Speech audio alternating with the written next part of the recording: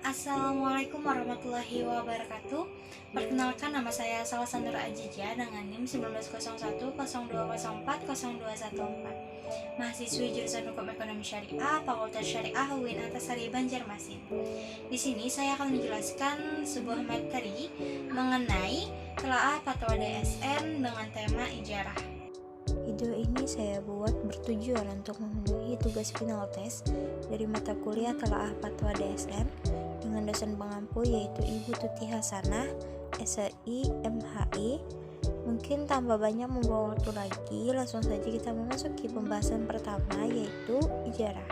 Al-ijarah berasal dari kata al-ajru yang berarti al-tawadu atau ganti, dan oleh sebab itu at-tawab atau pahala dinamakan ajru atau upah.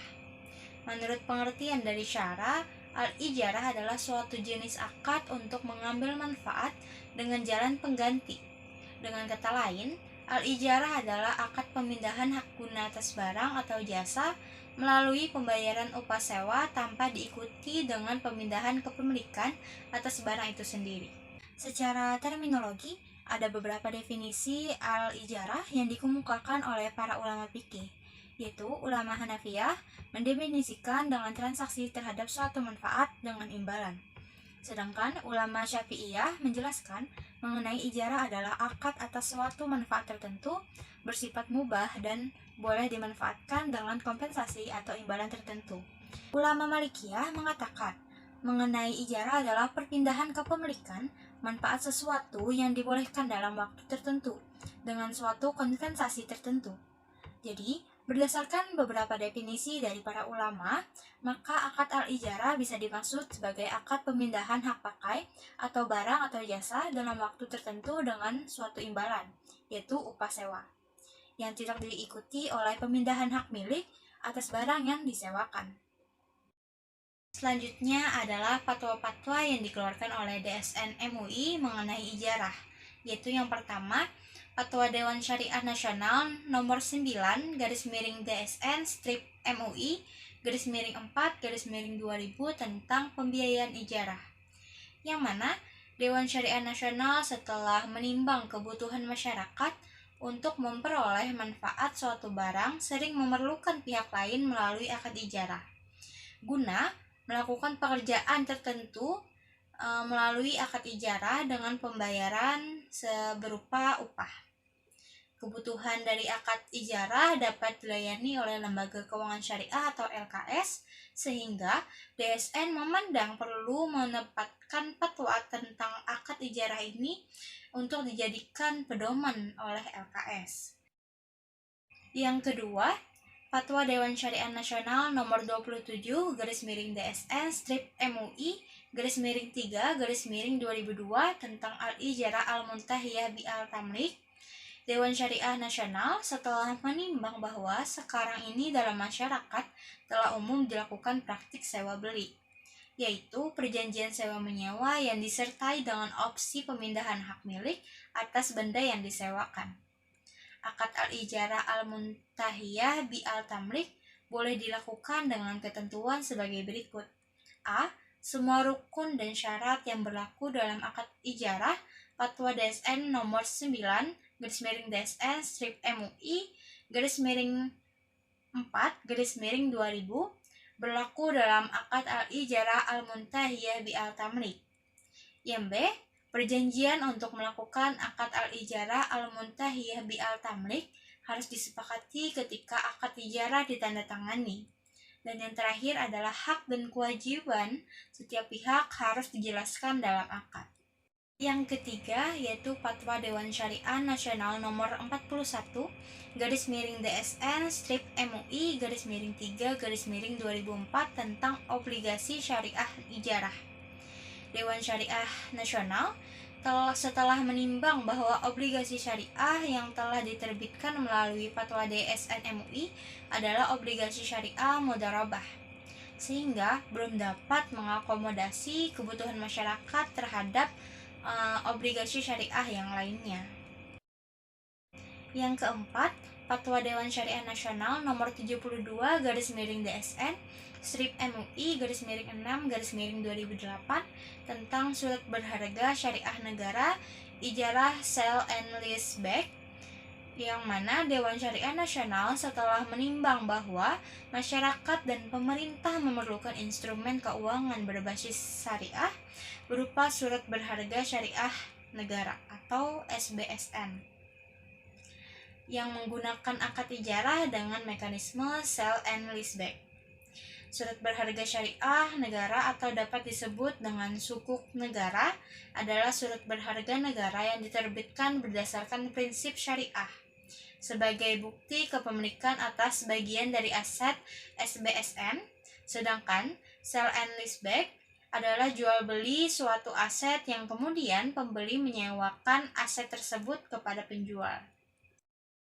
Yang kelima yaitu Fatwa Dewan Syariah Nasional nomor 76/DSN strip MUI _6/2010 tentang SBSN ijarah to be leased, yang mana Dewan Syariah Nasional setelah menimbang dalam rangka mendukung percepatan pembangunan proyek infrastruktur dan proyek-proyek lainnya, diperlukan sumber pembiayaan melalui penerbitan surat berharga syariah negara. Ijarah aset to be leased atau ijarah al-maujudat al-maud bistijariha adalah akad ijarah yang objek ijarahnya sudah ditentukan spesifikasinya, dan sebagian objek ijarah sudah ada pada saat akad dilakukan, tetapi penyerahan keseluruhan objek ijarah dilakukan pada masa yang akan datang sesuai dari kesepakatan. Yang keenam yaitu Fatwa Dewan Syariah Nasional Majelis Ulama Indonesia nomor 101/DSN strip MUI _10/2016 tentang akad al-ijarah al-mausufah bi al-zimah, yang mana terdapat praktik di masyarakat dengan bentuk sewa menyewa yang mekanismenya menggunakan pola pemesanan manfaat barang atau jasa berdasarkan spesifikasi yang disepakati atau sewa inden. Al-ijarah al-mausufah fi al-zimah adalah akad sewa menyewa atas manfaat suatu barang atau jasa yang pada saat akad hanya disebutkan sifat-sifat dan spesifikasinya atau kuantitas dan kualitasnya. Dan yang ketujuh yaitu Fatwa Dewan Syariah Nasional nomor 102/DSN strip MUI _10/2017 tentang akad al-ijarah al-mausufah fi al-zimah untuk produk pembiayaan pemilikan rumah atau PPR inden, yang mana Dewan Syariah Nasional setelah menimbang sekarang ini di masyarakat telah banyak dipraktikkan sewa inden yang mekanismenya menggunakan pola pemesanan manfaat barang dan jasa berdasarkan spesifikasi yang disepakati dan dalam rangka memenuhi kebutuhan masyarakat tersebut. Lembaga keuangan syariah memerlukan panduan syariah mengenai pola pemesanan manfaat barang dan atau jasa berdasarkan spesifikasi yang disepakati oleh produk pembiayaan pemilikan rumah atau PPR inden. Dan yang terakhir adalah Fatwa Dewan Syariah Nasional nomor 112/DSN strip MUI _9/2017 tentang akad ijarah, yang mana akad ijarah adalah akad sewa antara mujir atau pemberi sewa dengan mustajir atau penyewa, atau antara mustajir dengan ajir, pihak yang memberikan jasa untuk mempertukarkan manfaat atau manfaat dan ujrah, baik manfaat barang maupun jasa. Dewan Syariah Nasional setelah menimbang masyarakat memerlukan panduan dalam rangka mempraktikkan akad ijarah terkait kegiatan usaha atau bisnis. Baik, setelah kita mengetahui apa sih itu ijarah dan apa saja fatwa-fatwa DSN MUI yang mengatur mengenai ijarah, selanjutnya saya akan menjelaskan mengenai analisis SWOT-nya. Yang pertama yaitu strength atau kekuatan, yaitu transaksi ini menggunakan akad ijarah yang memiliki beberapa keunggulan bagi bank syariah jika dibandingkan dengan jenis akad lainnya, yaitu jika dibandingkan dengan akad murabahah. Akad ijarah ini lebih fleksibel dalam hal objek transaksi dan dalam hal investasi. Dalam akad ini mengandung risiko usaha yang lebih rendah, dan manfaat dari transaksi dengan akad ijarah bagi bank adalah keuntungan sewa dan kembalinya uang pokok.